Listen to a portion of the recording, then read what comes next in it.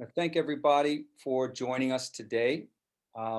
Thanks especially, first of all, to Professor James Hargett for joining us to share his work. I want to first recommend that everybody feel free to use the chat function. I've left that open for now. And so you can feel free to type messages in there. I will sift through those as Professor Hargett is giving his opening remarks, and then we can also have a live conversation after. I have the settings so that attendees are not unable to unmute themselves or start their video, and I can change that toward the end of the talk. If you'd like to ask a live question, you can raise your hand or type something to that effect in the chat, and I'll be happy to unmute people on a case by case, just so that we keep things rolling and keep things secure in terms of any sort of disruptions and that sort of thing.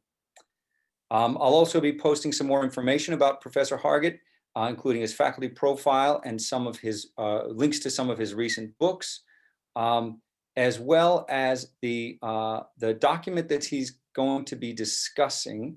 I will be sharing that on my screen as well, and you can find it here if you'd like. If you'd like to go ahead and click through that, that shouldn't require any permissions. You should be able to access that.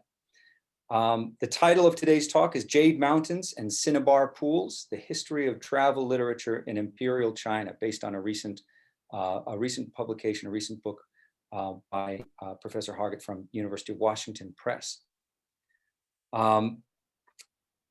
Today's event is made possible by the Cal State San Bernardino History Department, the History Club, the College of Social and Behavioral Sciences, the Senior Faculty Research Fellowship, the Intellectual Life Fund, and academic programs. And I want to thank especially Pamela Crossan, who I see joined us today. Thank you, Pam, in the History Department, for all that she does to make all of these events possible. As the department coordinator, she does an enormous amount of work to make sure that all of these events are possible and run smoothly. And of course, again, great thanks to Professor James Hargett, our guest today, and his talk on Chinese travel literature. Professor Hargett is professor of Chinese Studies and East Asian Studies at SUNY Albany, State University of New York at Albany. He received his master's and PhD from Indiana University, the Department of East Asian Languages and Cultures in Chinese, and his bachelor's from the University of Bridgeport in political science. He's been a professor of history at SUNY Albany since 1993. He received the Fulbright Hays Grant for research in China, as well as the National Central Library of Taiwan Research Grant. He served for 10 years as the editor of the Journal of Song Dynasty and Yuan Dynasty Studies, the Journal of Song Yuan Studies. His publication record is substantial, and reading it over makes me wish that I had studied literature instead of history. These are some really exciting books. I'll share the links for them in the chat in just a moment. Again, they include most recently Jade Mountains and Cinnabar Pools, the History of Travel Literature in Imperial China. Treatises of the Supervisor and Guardian of the Cinnamon Sea, the Natural World and Material Culture of 12th Century South China, also from University of Washington Press. Riding the River Home, a complete and annotated translation of Fan Chengda's Diary of a Boat Trip to Wu, from Hong Kong, Chinese University Press. And also one that I know is appropriately titled Stairway to Heaven, A Journey to the Summit of Mount Emei, from SUNY Press. China Scene, a multimedia course in Chinese culture and society, and On the Road in 12th Century China, the travel diaries of Fan Chengda. And now that I've gotten Professor Hargett's bona fides out of the way, I'd like to ask the indulgence of the audience just for one more minute. As I remember my interactions with Professor Hargett as a student, and what a remarkable inspiration he was for me and many other students who came through the halls of SUNY Albany. And I want to note that that's for our Cal State folks, that's a school that in many ways resembles the mission and the atmosphere of Cal State San Bernardino. And so there's a kind of roundness to this day as well. My first class as an undergraduate student in the fall of 1997 was Professor Hargett's Chinese class, elementary Chinese, Chinese 101. And it was so energizing, so delightful, so bracing, so invigorating, that I really do feel like I've been fueled by that classroom experience for the past 2.5 decades. In addition to being a brilliant and a prolific scholar, Professor Hargett is an enormously generous educator. And by that, I want to add a visceral feeling, an actual thought that I had in his classroom as a student on that first day. And that thought was, I want to do what he does. And even today, looking over the works, reading through some of those books, the linguistic delights through which Professor Hargett blends history, literature, and more, I still feel that way. I still feel that way, that kind of infectious enthusiasm and excitement for the subject. And so without further ado, it's a great pleasure today that I welcome Hūashān, Professor James Hargett. Please join me in giving him a virtual welcome. Thanks very much, Jeremy. It's gratifying to see one of your students go out and do so well. And I'm very, very happy to be here today. But to make one very slight correction to your introduction, the talk today is actually related to my book, Jade Mountain Cinnabar Pools, but it's not in the book. It's something that was 剩下的, right? Something that was left over that I didn't include in the book, but it's a fascinating text. And I think everyone's going to be, well, I hope everyone finds some interest in what I'm going to be talking about. Essentially, everything that I've researched, written about throughout my career has been literature as it relates to geography, or geography of place, as some people call it, right? The text that we're going to be looking at today, the title is right there. It's written by a name, those of you who've studied Chinese history, it's a familiar name. His name is Wáng Ānshí, 11th century Chinese government official, who is well known mainly as a political reformer. He instituted numerous political, social, and especially economic reforms during his tenure as Grand Counselor, right? 宰相, right? During his tenure as Grand Counselor in the Song government. So that's a name that many of you might know. What many people don't know about Wáng Ānshī is that he was a very, very talented writer of prose, and he was a great poet, a wonderful poet. But his political career has overshadowed his literary talent, and that's still the case, I think. So I thought today we might talk about this particular text that he wrote as a young man. Okay, he was about 33 years old when he wrote this text. And I hope, I know Jeremy distributed copies of what we're looking at on screen right now earlier. I hope many of you have had a chance to read the text of this account that he wrote of a sightseeing trip to a pretty famous mountain in Anhui province, okay, called Hūashān. Most Song dynasty travel writing, right, fall into a category that I call day trip essays, where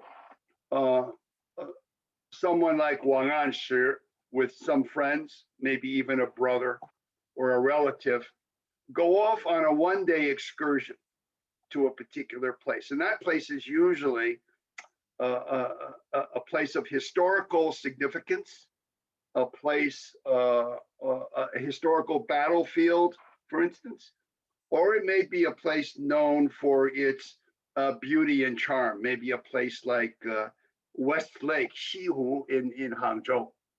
And the accounts that would be written about these trips usually are pretty short, 3, 4, maybe 500 Chinese characters, which is not that long, really, right? And this particular text that we're talking about today, it falls into that category of day trip essays, right? But it's very, very different from most day trip essays dating from the Song. Most of these texts fall into or are organized into 3 parts: an introduction, a description of the environment, the historical place or the scenic environment, and then an author reaction, usually in a lyrical or emotional reaction to the place, how the author sees himself in relation to the environment or in relation to the history of the place, okay? Wáng Ānshí's, this particular text doesn't fall into that category. And yet, every single collection of travel writing, right, from the Song dynasty, both pre-modern and modern, even anthologies published in China since the 1980s, this text will appear in every single collection of travel literature, right? What I like to do today, and I'm jumping down to the bullets here, Jeremy, I want to show you a couple of things, okay? First of all, I want to show you how Wáng Ānshí manipulates language for effect, how he uses language to achieve a particular effect, or in this case, to maybe teach a moral lesson. So on a superficial level, this is just an account of a trip that Wáng Ānshí took with 4 of his friends, right, to a famous scenic area in Anhui province, a mountain, scenic mountain, or a Mingshan, right, a famous mountain, right? But there could be, and this is where I'm gonna, I hope you will be able to chime in later on when we open up the Q&A. There could be a moral allegory lurking beneath the shadows of this text, the surface of this text, right? And some of the questions that come up, if we look at his language and how he uses language, can that help us to identify and decode if there's an allegory at work here or not? In other words, how do we read and interpret the text? Okay. Now, in my undergraduate days, personal reflection here. As an undergraduate, the most useful, beneficial class that I ever took was a basic philosophy course in which the teacher was very, very, very pro-critical thinking, right? And I've included here a definition of critical thinking. I don't need to read it, but I think most of you know the process of critical thinking and how that works. The other day in class, we were talking about the current situation in Xinjiang province in China and what's going on with Chinese government policies with the Weizu, the Uyghur people there. I'm sure most of you have heard the reports. And I had a student from China in the class, right in the chat box, everything is great and fine in Xinjiang right now. There are no problems. I have a couple of friends there. I've even visited them, and everything is just great. Well, that got me going about critical theory and thinking, and we devoted an entire class about it in our next class session. And the student from China, I suspect, had her eyes opened to what critical thinking is and what's going on. And I'd like to come back to critical thinking at the very end of my talk, because not to give too much away, but I think Wáng Ānshí is engaging in critical thinking in this essay, okay? All right. Jeremy, could we go to the next? There we go. Okay. One of Wáng Ānshí's main concerns is place names, 地名 in Chinese. Okay. And he's very concerned, as are lots of Song Dynasty travel writers, about getting the names right of places, right? In Chinese, this process is called 正名. It goes back to 论语, the Analects of Confucius, where in, I think it's chapter 13, where Confucius talks about the importance of names of plants and animals and beasts and so on. And this idea of getting the name right, as we'll see in just a second in the very first paragraph of the text, this is a big deal for Wáng Ānshí and for Song travel writers, generally speaking, okay? And those of you who know Chinese or can read Chinese will notice and see how many times the word wei or so wei appear. I've highlighted them in yellow below, okay? We'll see that in a second. A key word that I want to alert you to appears in the second paragraph below, which is the word dai, which I've translated as to become fatigued, right? But this word carries lots of overtones, such as to be remiss, to be negligent, to be rude, or even insolent, right? But if we take that dai word and we transform it into a noun in current American English slang, the word slacker comes to mind, right? Slacker, someone who does the least amount of work or puts the least amount of energy in something, okay? A slacker.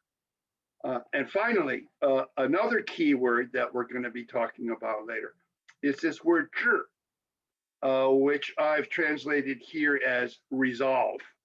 It could also be translated as will, the will of a person or the ambition of a person, okay? So what I thought we would do, I'm not going to read the Chinese because that will take too much time. But if you have any questions about the Chinese text, we can certainly come back to them in the Q&A section. But Jeremy, I'd like to go down to the translation of paragraph 1, if we could. There we go. And the way I've done this is, I'm just going to briefly, this is very short. It's not going to take a lot of time and it won't be too boring. But what I'd like to do is read my translation of the text, and then following that, offer some commentary on particular items that are mentioned in the paragraph for your attention. I think after we go through there are 3 paragraphs altogether. Once we go through these, I think we'll be in a good position, right, to talk about whether Wáng Ānshí is engaging in critical thinking here, why he's doing that, and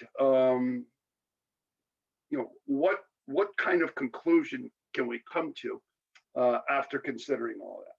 So the first paragraph of the text deals with the history and the name of this particular mountain, right? And those of you who study Chinese know that there are lots of homophones in Chinese, words that sound exactly the same when spoken aloud, but have very, very different meanings depending on which meaning of that particular word is being used, okay? And this, if you look down to the second line, this word hua, see it right there? That word sounds the same as the word for flower, hua. They sound exactly the same. And the controversy here that Wáng Ānshí is bringing up is, well, which one is right? Which is the right character for the name of this mountain? Now, again, this may seem like an insignificant question or issue to you, but it was not insignificant to Wáng Ānshí.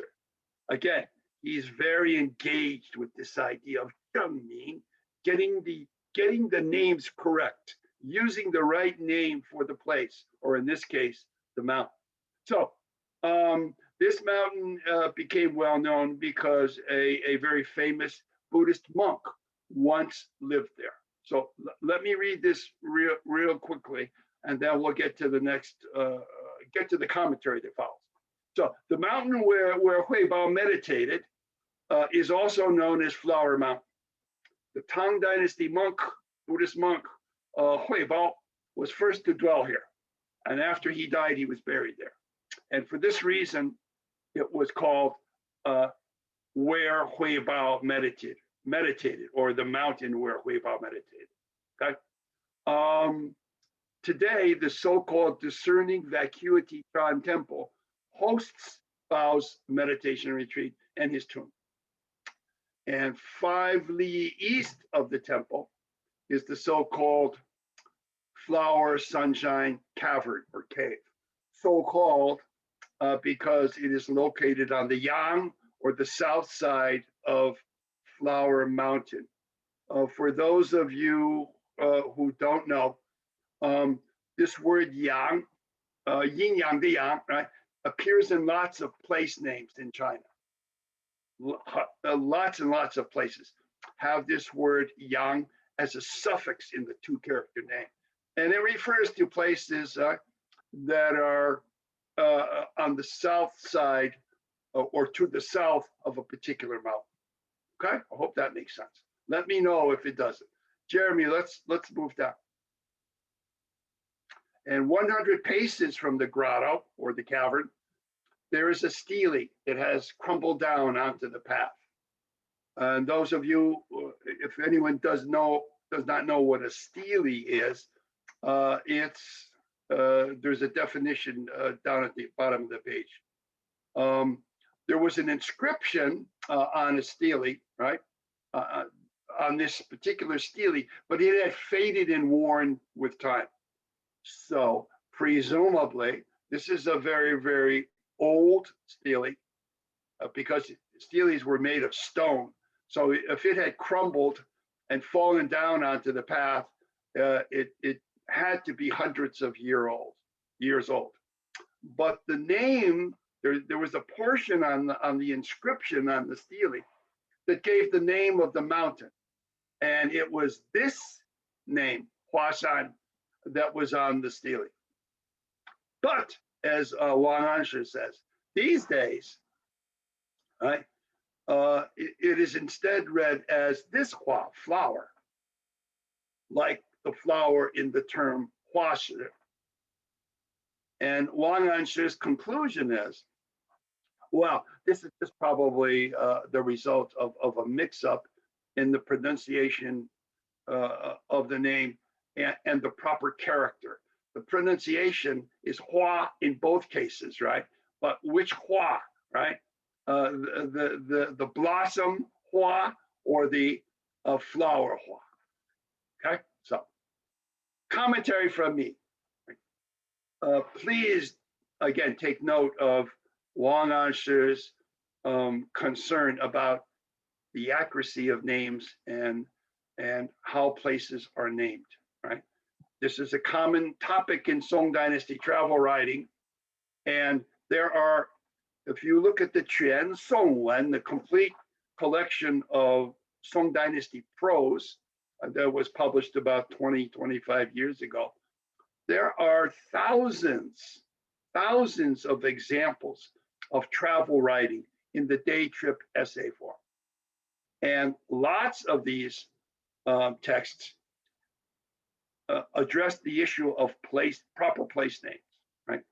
And the activity of going to like a place like Westlake in Hangzhou, or to Taishan in Shandong, or Omeisan in Sichuan, this was a recreational activity for scholar officials. Because I'm sure, as many of you know, scholar officials were rotated every 3 years on average to a new location. So traveling officials like Wáng Ānshí in his younger years had an opportunity to travel to many, many different places, right? And if those travels took them to a place of historical significance or exceptional scenic beauty, the traveling scholar official, government official would always pay a visit to that place. And as a result of the visit, write a day trip essay describing the experience. Okay. Now, place names may seem like a pretty mundane topic, but I find them fascinating. Maybe because I'm boring, I don't know. But place names can be really challenging to figure out where they come from and what they mean. For instance, you may know of a place called, in Jiangsu province, called Wuxi. It's those first two characters right here, Wuxi. Wuxi literally means no tin, T-I-N, tin. Well, what the heck does that mean? How is that related to the place where the city of Wuxi is right now? Tin is not a factor in the history of Wuxi, right? Or Hangzhou, my favorite place in China. Hang means raft. Why would a city be called the Raft County? Hangzhou, no idea. Or maybe we have some folks from Taiwan in the audience, where I spent many years of my life as a young buck. The usual explication of the word Taiwan, or explanation of the word Taiwan. Oh, it literally means terraced, hai, bay. One, no, doesn't mean that at all. So that's just the meaning of the characters that were assigned to the sounds that a tribe in the southwestern part of the island used very early in its history, that the Dutch picked up on. So you gotta be really careful, right? About if you're gonna start explaining what place names mean. Some of them are easy, right? Beijing is easy, Nanjing, Shanghai, those are easy, right? But a lot of them, because they're so darn old, yeah. Hangzhou, the place named Hangzhou, has been around for more than 2,000 years. So where these names come from is quite challenging. To show you how interested I am in this, I just published last week, right, a piece in something called the Sino-Platonic Papers. The link is there, it's online, it's free.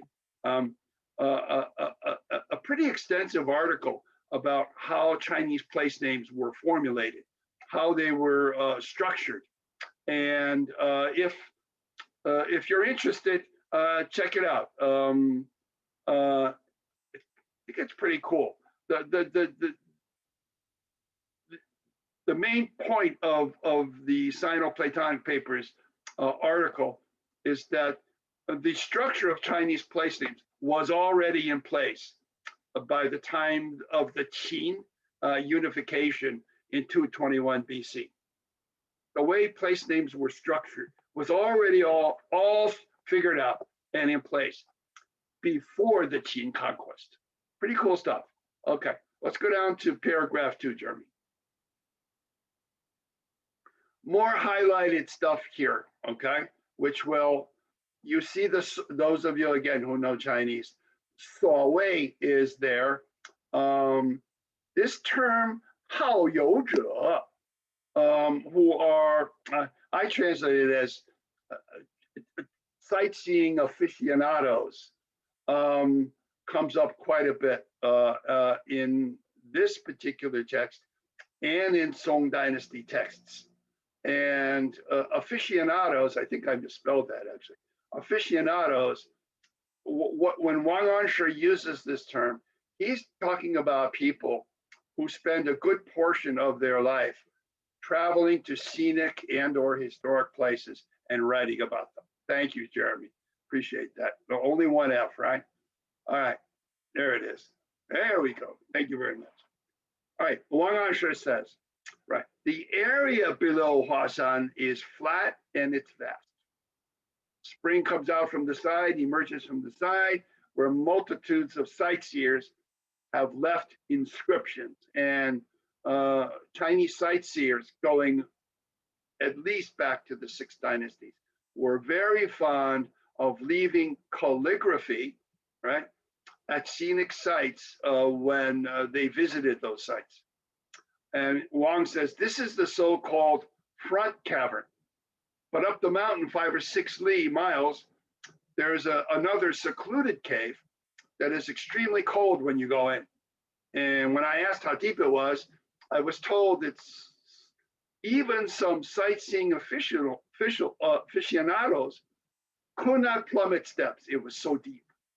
This is the so-called rear cavern. So together with 4 other people holding torches, I went in, okay? And the further in we proceeded, the more difficult it became to advance. But the more amazing the natural sights we saw in the cavern. But there was one person among us who became fatigued, died. This is the slacker, okay? And he wanted to go back, saying, well, if we don't go back, we'll lose the light of the torch, and then, you know, we'll be in the dark and we'll die in the dark. So all of us then followed him back, I guess, to the entrance of the cave. So it's unlikely we covered even 1/10 of the distance reached by those sightseeing aficionados. And yet, looking to my left and right, the inscriptions left by those who had come this far were already fewer and fewer. Right? The fewer you penetrate the cave, the fewer the inscriptions. That makes perfect sense. So he says, probably the deeper you go, the fewer the sightseers will be who had reached there. So he says, my physical strength, my li liang, right? My physical strength was good enough to go deeper. And the torch seemed to still provide sufficient light, but we left. So after emerging from the cavern, right, we found fault, guilt, with that person, the slacker, who desired to turn back. And I myself had some regrets, hui or hou hui, following him out, because as a result, I was unable to attain the full joy of the sightseeing experience. So I heaved a deep, deep sigh of regret. Now, this all seems pretty mundane, right? Okay. Jeremy, let's move down. Okay, some commentary, right? Sure, there is some description of the 2 caverns, especially the rear cavern, right?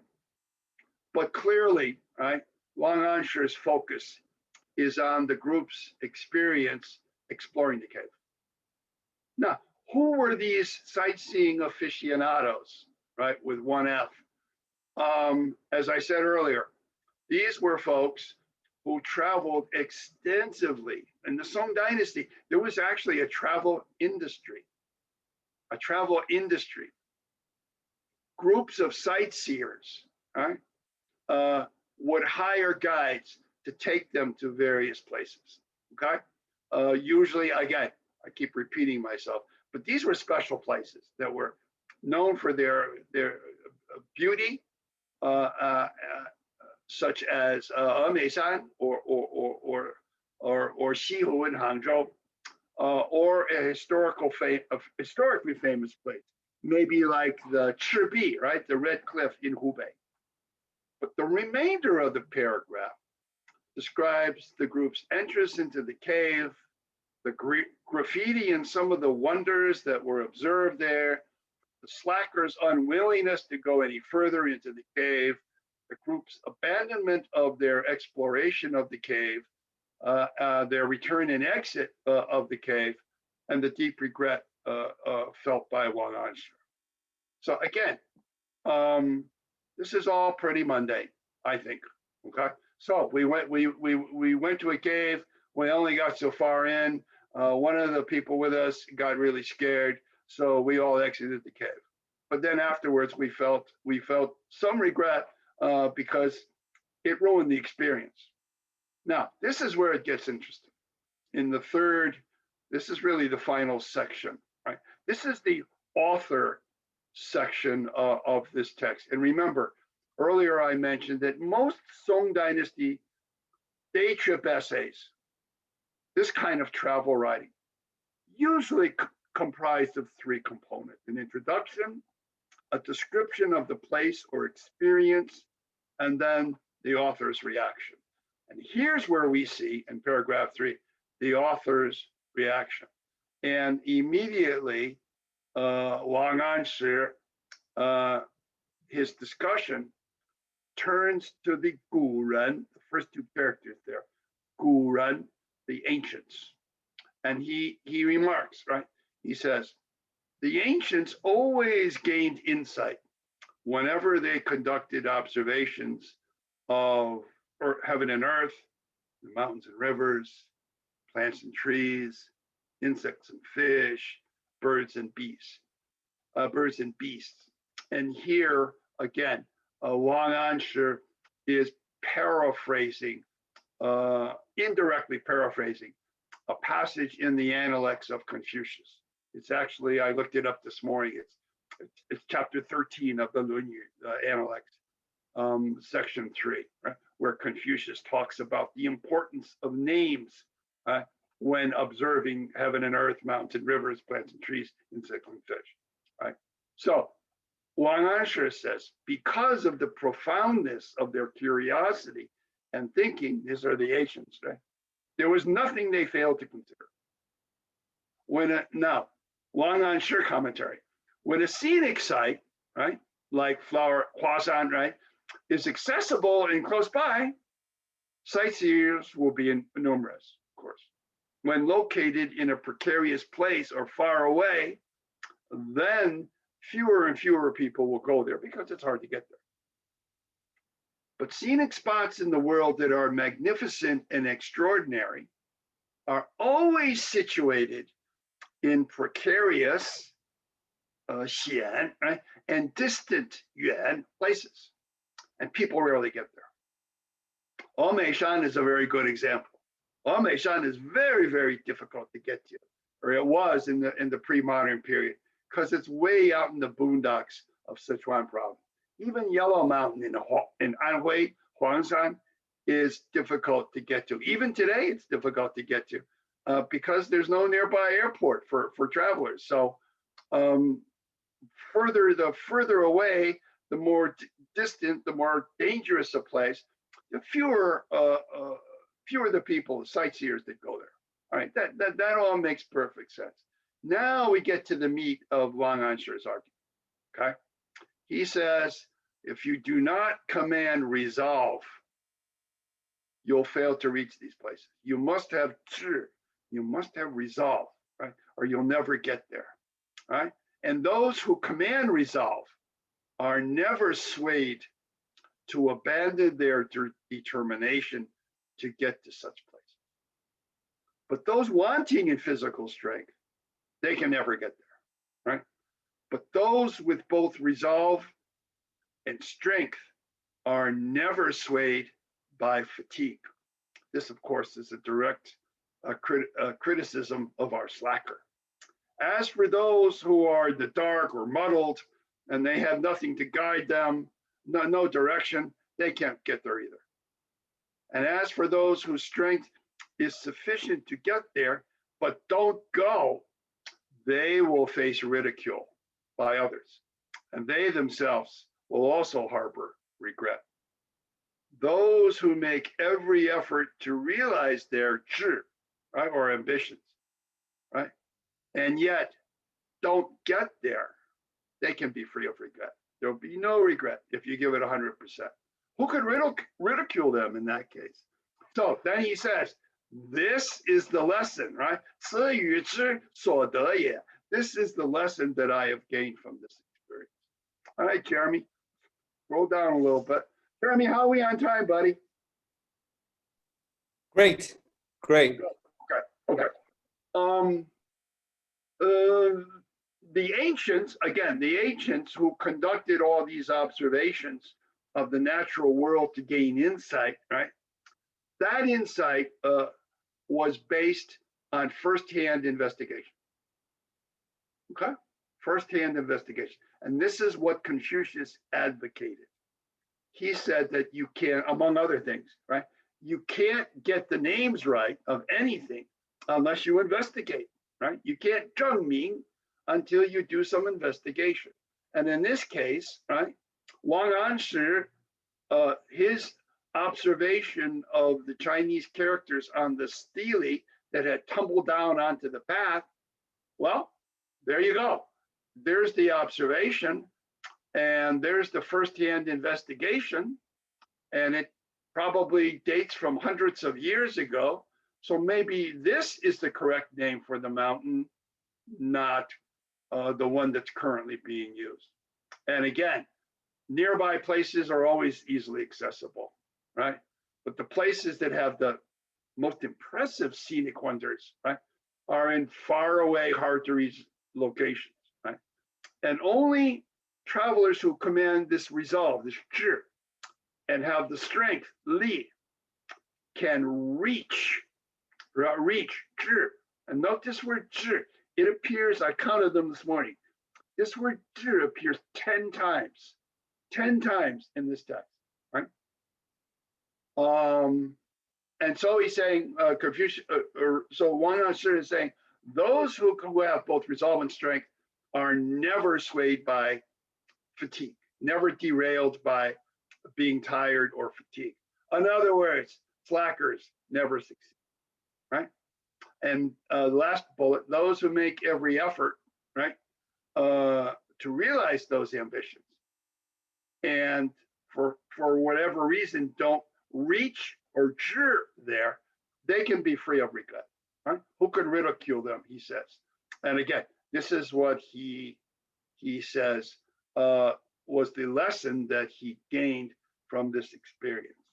The final paragraph is very, very brief, and the latter part of it has the names of the people who accompanied Wáng Ānshí on the trip to the cave, and a date appears at the very end of the text, listing the participants in the journey. Is very, very common in day trip essays in the song, and authors typically will include a date, and the date that you see there, 至和元年, turns out to be 1054.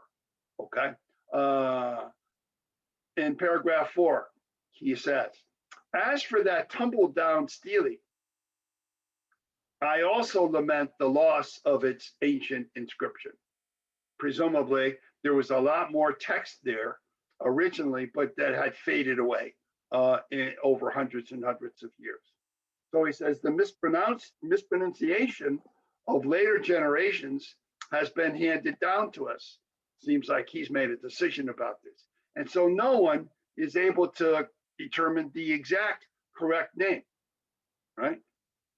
So he's going to be humble, of course, right? Qianshu, you'll say, how indeed am I worthy to speak of such matters? Well, of course he's worthy, right? He's doing it right now. Here's the punchline. This is the reason that scholars must not fail to think deeply and carefully and seek the truth. Okay. Commentary. The moral lesson, I'm going down here to the conclusion now. The moral lesson, right, that appears, right, I think can be keyed again to this word, to reach or go to. And again, it appears 10 times in this essay. One of the messages here, and I would like, after when we get to the Q&A, I would love to hear some of your impressions. But one key message seems to be, right, that true knowledge is something that you do or you go to. In other words, you got to go out there and investigate it yourself. In other words, learn and practice looking. Just don't accept, like that young woman from China in my class last week, who said that everything is just fine and rosy in Xinjiang right now. He didn't have a clue what was going on, because she hasn't looked. She's not looking. So you have to learn and practice looking if you want to find some truth. The role of the stele inscription in the moral lesson, how do written accounts surviving from earlier times relate to oral transmission of place names? I think, and correct me if I'm wrong now, but I'm pretty sure Wáng Ānshí wants textual evidence, inscriptions, when making decisions about things like place names, not relying on oral traditions, right, which are simply people repeating something that people before them transmitted. Now, if we could ask Wáng Ānshí a question, I would love to ask him this particular question.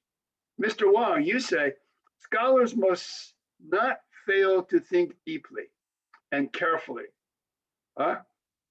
You cannot fail to think deeply and carefully when seeking the truth. 思考, right? Think and investigate. But how should one seek the truth? This is my question. We might use this to open up the Q&A, Jeremy. How is the slacker a negative example of this truth-seeking process? And by the way, is Wáng Ānshí himself a slacker? They only had one torch. Maybe they only had one torch and he had to leave with the others, right? But I would argue as a final point, Jeremy, could we go back to the definition of critical thinking on the first page, please? Boy, Jeremy, you're really good on this. I'm impressed. Take me five hours. There it is. All right, critical thinking, right? It's a disciplined process, right? Where you actively, right, investigate, evaluate, gather information, right? By observation, by experience, and then reflect on that information in order to act as a guide to help you form opinions and ideas and take actions. So I think Wáng Ānshí is what he's actually doing here. And this is very, very unique to Song travel writing, very unique, right? He's engaging in what we call today critical thinking. And it's pretty impressive that he would do this, especially at a relatively young age where, you know, he had not had the experience of being the grand counselor, the Zaixiang. That would come much, much later, right? Did he apply critical thinking in his later career as a politician? That would be a fascinating topic for a chapter or a journal article, right? He may be the father of critical thinking in China. I don't know, right? But it's certainly prevalent here. Jeremy, that's what I got. That was great. Thank you. Hope it's not too boring. That was excellent. I really, really enjoyed that. Again, I got to say, it made me want to rethink my modern China history focus. Made me want to dig back into those classical Chinese texts that I. Jeremy, I have one comment that I'm going to put. It's in Chinese, and I'm going to put it in the chat box. All right? Okay. Yeah. 文史不分. Yeah. I think that's right. That's right. Can't do one without the other. Absolutely. And speaking of Wenxue, we have Chenrong in, and he has a comment. Professor Chen is a professor here at Cal State in the literature department, focusing more on linguistics, if I'm correct. Ron, would you like to ask your question live? Let me go ahead and I'm going to allow participants to unmute themselves. So Chen Laoshi, if you want to unmute yourself and ask your question, it's in the chat here. And I can also read it. I see it. I see it. And okay. yeah, I if I could ask Chen Laoshi, this word profound is a wonderful word. I like this word. Right? There's lots of Chinese travel writing, I think, and this is a subjective opinion, of course, but there's lots of Chinese travel writing from the Song and Ming dynasties that say things that are quite profound. Okay, and there are examples in my book. As for travel writing, English travel writing, right? This is not my field, but I have read some English travel writing. And if Chen Laoshi, if you by profound, is Chen Laoshi going to join us?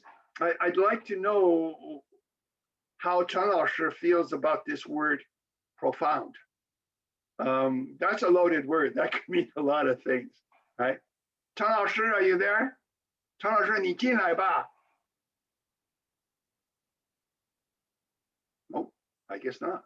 He's unmuted, but maybe it's not working for some reason. Or maybe he stepped away. I mean, yeah.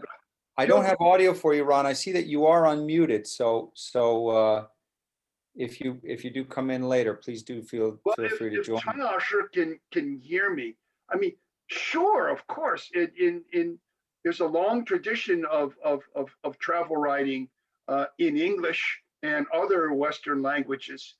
Certainly, works like Pilgrim's Progress are profound in a religious way.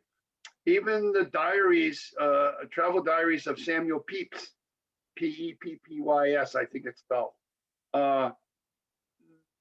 There are descriptions of travel that deal with, I would say, profound subjects and topics, but I'm not the expert on English travel literature, and I'm reluctant to say too much. But certainly in China, that's the case. On a quick note, this may be anecdotal, but I think it also may depend on the period, on the era, Sure. where my wife has been studying the Romantic poets, and where they would encounter a mountain, and it would sort of, in the same way that you're noting some of these Chinese scholars, you get there and you have to write something about it. That's something that I think some of these, the grand tours of Europe, you know, a Romantic poet would arrive at a place and it would be sort of expected, or any person of letters would arrive at a place and it would be sort of expected of them to compose what seems like maybe an extemporaneous, you know, beautiful, spectacular literary creation on the spot.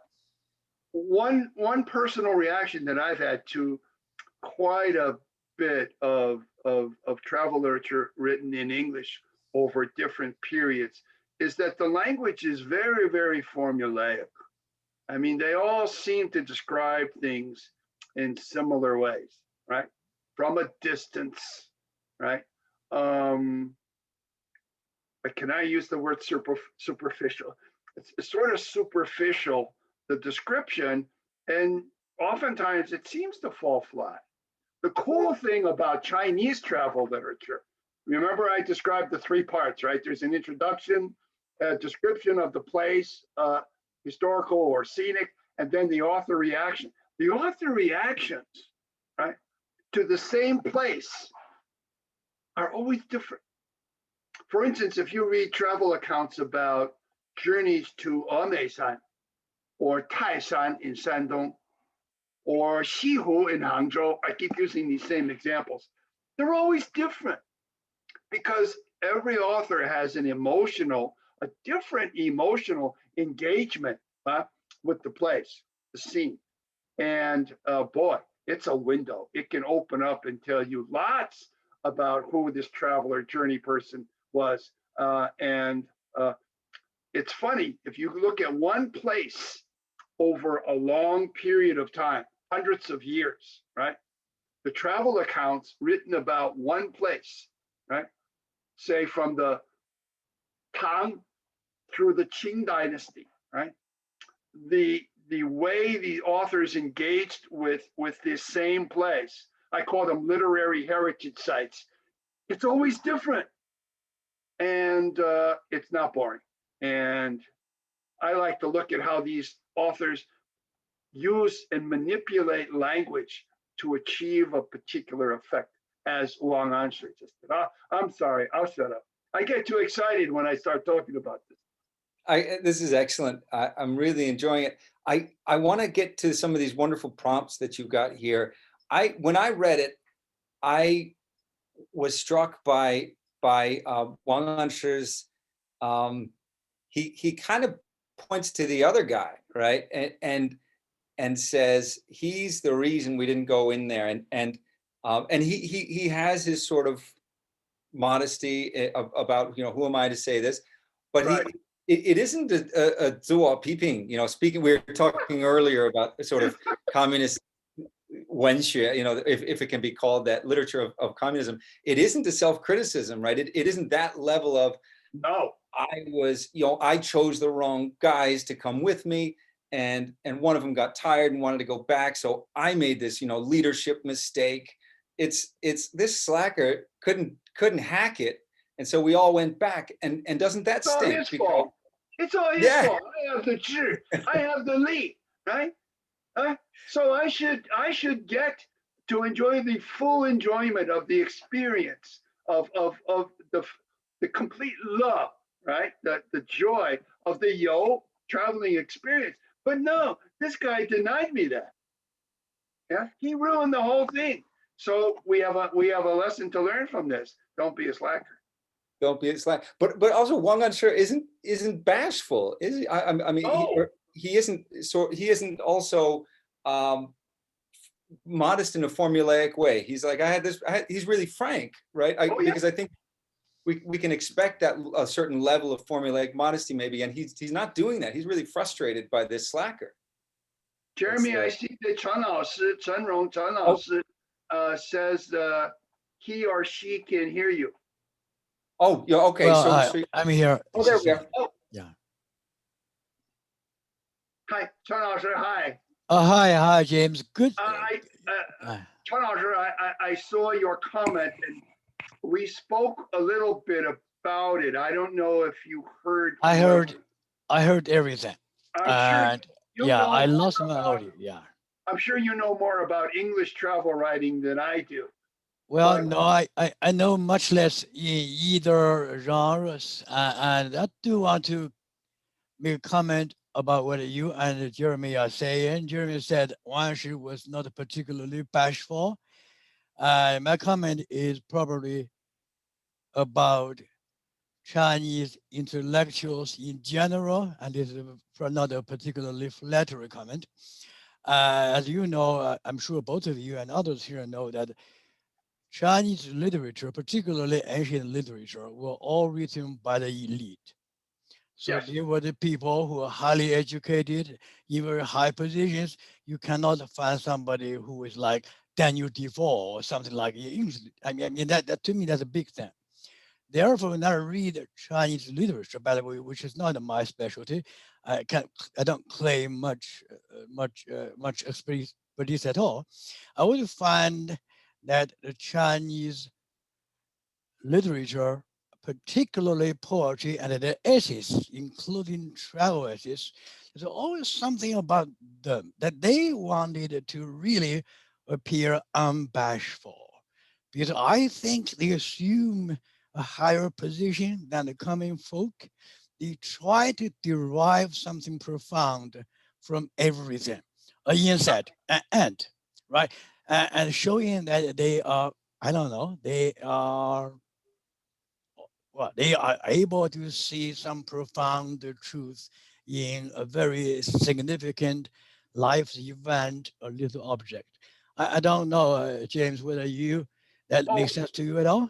It absolutely makes sense. And just to amplify what you just said, Chen Laoshi, the model for people like Wáng Ānshī, right, in making this statement in their writing, is the models that they go for are always the ancient, the 古人, Yeah. always. Confucius was very, very concerned about names, and we still should be. And let me tell you a story about my trip to this mountain and how the names got all mixed up in this oral tradition.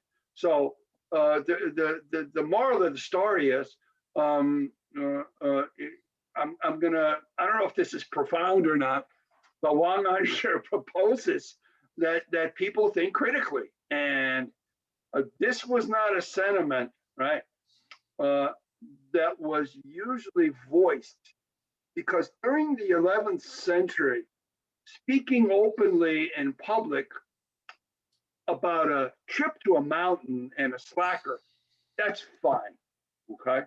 But people did not speak openly about politics, because as I'm sure you know, people like Su Dongpo, Su Dongpo got into big Oh, yeah. trouble for voicing opinions about things. And Jeremy, in Su Shi's case, where did he end up? Exiled on Hainan Island, which in the Not as song, cozy, it was a death sentence. not as comfortable as it is today. So what a lot of writers did, like Su Shi, was they wrote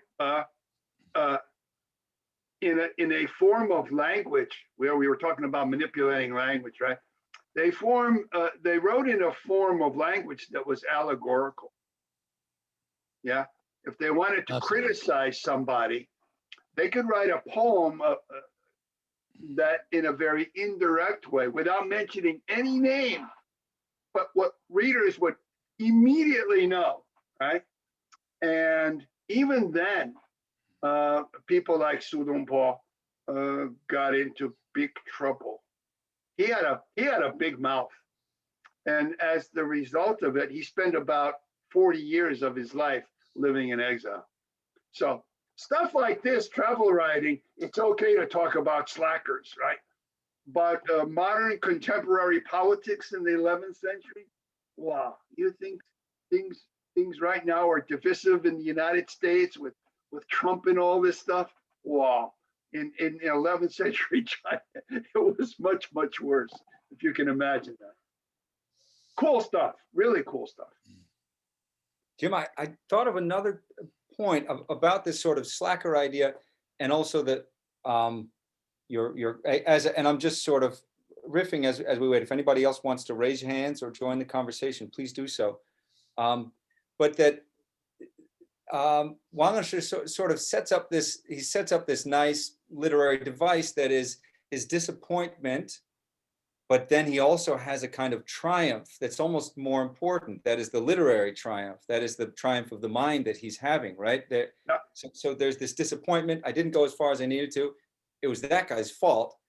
And even with this disappointment, I had this great sort of literary triumph that I'm going to share with you as my revelation about the name of this place, which is so important.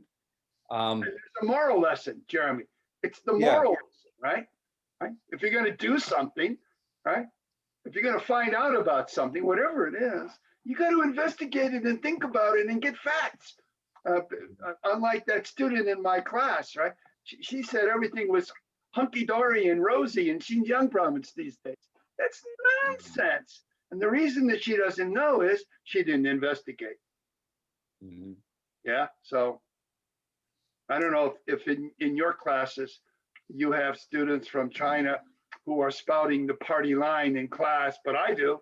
And we always engage. I don't force them to take any particular view, but I really promote this critical thinking stuff. And the students seem receptive.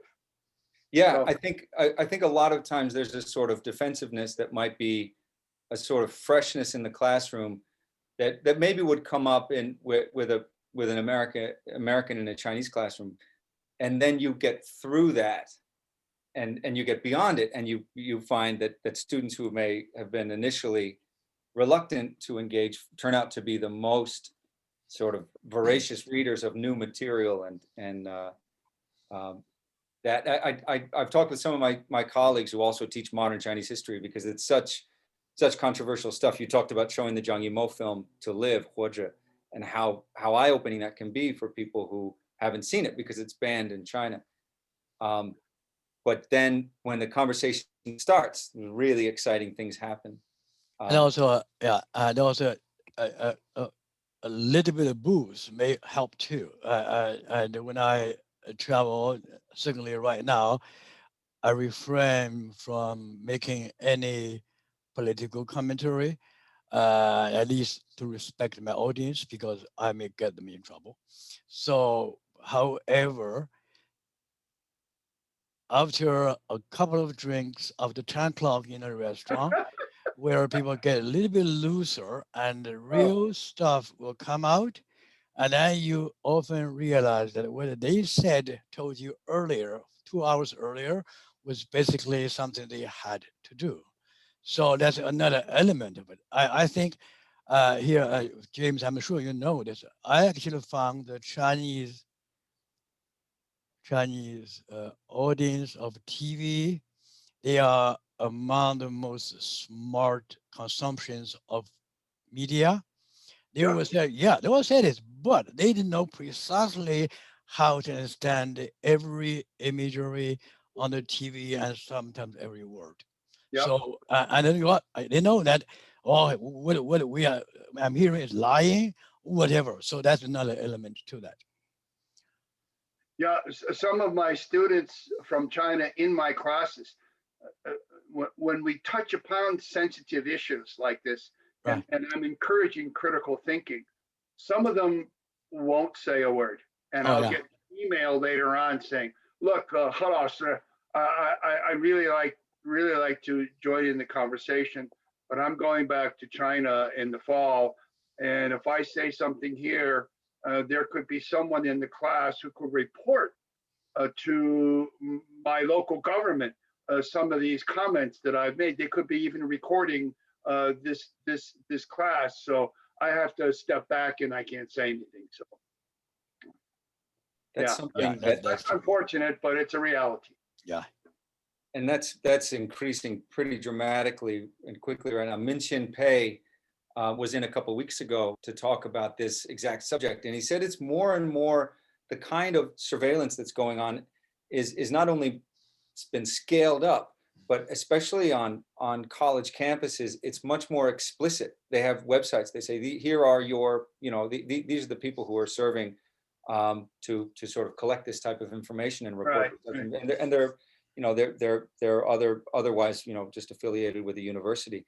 So there's a real chilling effect in the last 5 years on that kind of conversation. That's amazing that you receive those type of emails. I think it's and then the same student who's reluctant to say anything in class, he'll send me long, detailed emails, right, that are critical of the Chinese government and its recent policies. But he says I wouldn't dare utter these in public. Yeah. Jeremy, I wonder if any of the other folks here have any questions. Did I miss anything or? Yeah, I don't have any other comments, any comments in the Q&A, but I do want to welcome everybody. I want to let you go in about 5 minutes, but I also want to make sure that anybody who wants to join the conversation, bring things back to Wáng Ānshí or any other topic. I really enjoyed being sort of walked through this text in such a systematic way. What would really be fun is to go through the Chinese text, because there's more there. But well, maybe if you have some students, we can do that. I don't know how many students are Chinese language students. Anybody wants to raise their hand virtually and say, I'm a Chinese language student? Is anybody in here? I don't see any yet. Anybody wants to raise their hand? I won't put you on the spot. I can't speak for Jim. He might. But if anybody wants to let us know that you're a Chinese language student. I do have some students who are taking Chinese language and are not in the class right now, or are not in the Zoom call right now. Jeremy, I must comment that one of the people here who I can see visually seems very, very interested in what we're talking about. Cindy Diane Moreno.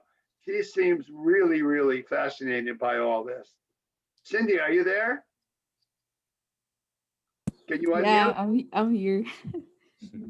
Any questions or comments or suggestions, or did any of this make any kind of an impression? Yeah, I did. I really didn't know much about Chinese like writing and all that. And this was like a recommendation to listen to the Zoom meeting, but I found it very interesting to know a little bit more about how well, you guys were speaking about Chinese students coming over and not being able to speak on certain topics. And that was really like enlightening because I didn't know that. I didn't know they weren't supposed to or anything like that. Okay, great. I'm glad someone's actually getting something out of this. Travel literature is not the most exciting topic in the world, but those of us who love 古代文学, the old ancient literature, we just swim in this stuff, and it's really cool. Just the language that interests me. Yeah, I could appreciate Chinese language. I was trying to learn it, but school and everything, it's difficult. Well, you got to find a good teacher, Cindy. That's the most important thing. Yeah, and I'm sure there are some great teachers at your school. Are you here at Cal State, Cindy? Yeah, I am. Oh, definitely. Shi Laoshi, Corina Shi. You should definitely see if you can get enrolled. I strongly recommend it. And then as Professor Hargett pushed me to do back at SUNY Albany, look into study abroad options. It's a really exciting time, and as you noted from what Professor Hargett was saying about his students and their sort of self-censorship. It's a really fraught political time in some ways, but for study abroad, for short-term study abroad, to get over there to learn Chinese, think about yourself graduating fluent in Chinese. That's within your grasp. Take a semester or 2 or 3 of Chinese, and then get over to Beijing, to Nanjing, to Taiwan. They're really wonderful opportunities. Professor Hargett really urged me to do this and made it possible, and it was the most important thing I did as an undergrad. Yeah, so, I remember visiting you at Beishida. That was a few years ago. That was such a great experience, and yeah, really transformative. So Cindy, I highly recommend you try to get into a language class, and it could be another language in another region, but that study abroad experience is definitely within your grasp, and I hope you consider it. Yeah, for sure. Yeah. All right. Jim, I don't want to keep you too much more than the sort of hour okay. 15. I'm okay. All right. Fine. If anybody has anything else, I'm just fine.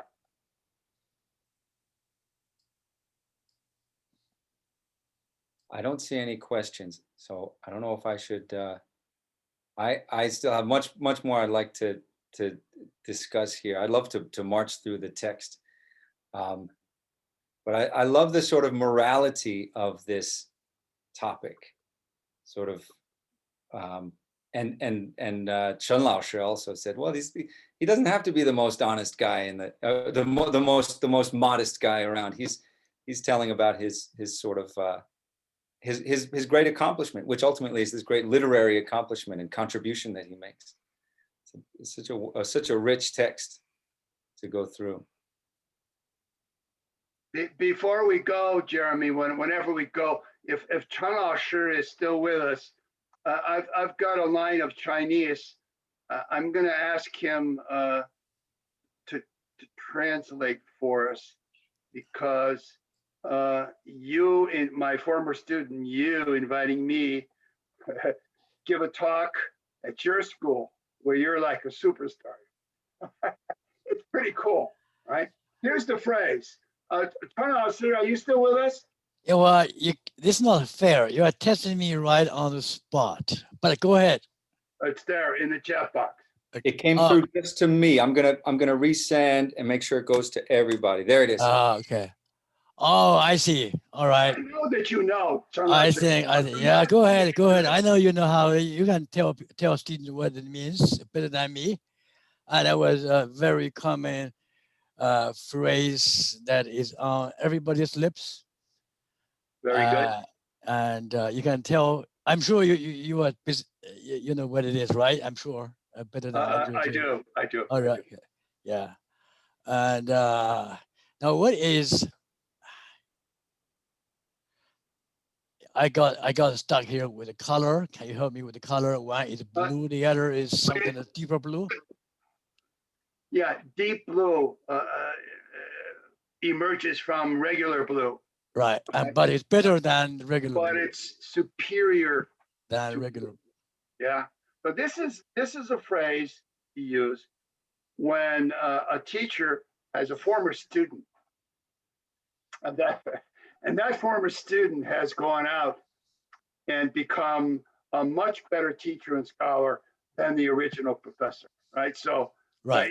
It's the language is dealing with colors, but we're talking about students going out and surpassing their teacher. Right. So it's Qing Chu Yulan, Shang Yulan. When you translate it literally, it doesn't make any sense, right? Dark green comes from regular. I'm sorry. Dark blue comes from regular blue, right? But it's much greater than regular blue. So the professor is the regular blue, right? And the student turns out to be the dark blue. So. And that's very often used by teachers themselves. Always. To encourage their students, say, I'm teaching you today, tomorrow you are going to be better than I, because that is and that's basically what the teachers want. We want our students to be better than we are. Am I right? You are correct. Okay. And when someone in my presence would praise Professor Murray, I would say, I wouldn't say, right? Ming shi tu gao tu, right? Famous professors produce outstanding students. But Jeremy could use this when referring, say, to Professor Pickowitz, right? My famous teacher, right? Ming shi and tu gao tu. I'm sorry, the chu didn't come out there, but yeah. Missing a chu character. So that's enough Chinese. We don't want to scare Cindy away because we want to get her into Shirlao's first Chinese class. Right? Yeah. Cool. Absolutely. And my favorite thing to tell students is something I felt in Professor Hargett's class, and that is that Chinese is easy. And I don't know if you said that, Jim, in one of your early classes. But in all my classes. Yeah, Chinese is easy. It's a funny thing to say, but speaking and listening, the grammar is super simple. I'm not just being flip, and I don't think you are either. No, not at all. Grammar is very simple. The language very straightforward. Get somebody to get you through the four tones, and you're on your way. Now, reading and writing is you have to enjoy in order for it not to be difficult. That takes some time, but the most important thing is a good first-year teacher. That's critical. Perry Lake is the best teacher of Chinese. Lin Laoshi, I can't call him Perry Lake. Lin Laoshi is the best teacher of modern Chinese I have ever encountered. He is like superstar. He's right around the corner here at who don't Riverside. Know, professor of modern Chinese literature at Riverside, UC Riverside, formerly at Princeton. Yeah. He gave a talk a few weeks ago, an interesting talk about an article he wrote on why some Chinese dissidents are sort of right-wing, almost alt-right kind of supporters, which is an interesting puzzle for a lot of people these days. Why Chinese dissidents are siding with a pretty hard right position. Anyway, it was a complex, but really enjoyable talk that he gave, because he's so plugged into that world of dissidents. But I love those phrases, and definitely the first phrase you said, "nali nali." You taught us that. That was one of the first ones. where, where, who are you talking about? Somebody else. And Fred De Leon, yeah. or Fred De Leon, I'm glad that he's thinking about travel literature in other parts of the ancient world. There's a book published by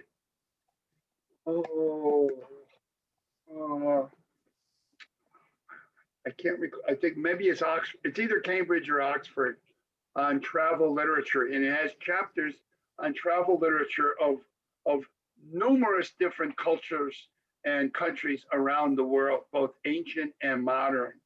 And if I may call you Fred, I'm easy to find. If you send me an email, I can send you the reference for that. It's a cool book, a really, really nice book. Thanks, Fred. Fred's one of the great students in our brand new MA in History cohort. So I will, I'll make sure, Fred, I'll share just one last time, Professor Hargett's, let's see if I can get it here. Professor Hargett's faculty page, make sure that goes to everybody.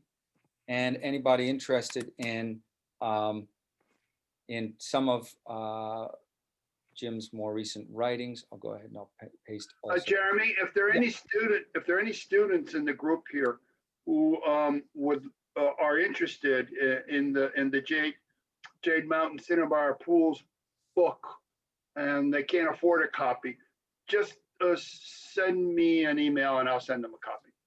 Thanks, Jim. Sure. And there's a Chinese version of the book now. I haven't seen it yet, but I know it's out. I'm waiting for a copy. And if anybody in the class, again, who's interested in the topic and can't get or buy a copy of the book, just email. I'll send a copy. It's no big deal. Thanks a lot, Jim. That's really, really nice offer. This has been terrific, and I do want to let you go and catch up with you again, hopefully in person. Next time I'll see you back in Albany. I was thinking, by the way, about all those jumbled up Dutch names, because my mom was Dutch. Oh, in upstate New York, all the kill, K-I-L, kill, right? All the mix. They used to be one way, and then the English got a hold of them and mangled them up, and now they're. Yeah, I live in a town that's called Guilderland. Yeah. And a guilder is a denomination of Dutch money. So yeah. I live in Moneytown. Go figure that out. That was one I remember in the first class, again down memory lane. Just to date myself, Jerry Maguire had just come out, and everybody the catchphrase was "Show me the money," and you told us how to 给我看钱. That was the. You taught us how to say that in Chinese. You are dating yourself, Jeremy. that was really cool. All right, thank you so much, Jim. Thanks everybody for joining us today. This has really been a lot of fun. I'll be able to post this video. I do hope you'll join us next week. We've got Vera Schwartz. Professor Schwartz will be talking about Holocaust memory and how it has been helping Chinese come to terms with some of the atrocities in recent Chinese memory. That's a project that she's working on. Yeah, that'll be an interesting talk. It's going to be next Thursday at noon. I've heard her speak before. She's a good speaker and she knows her stuff. I'm looking forward to that.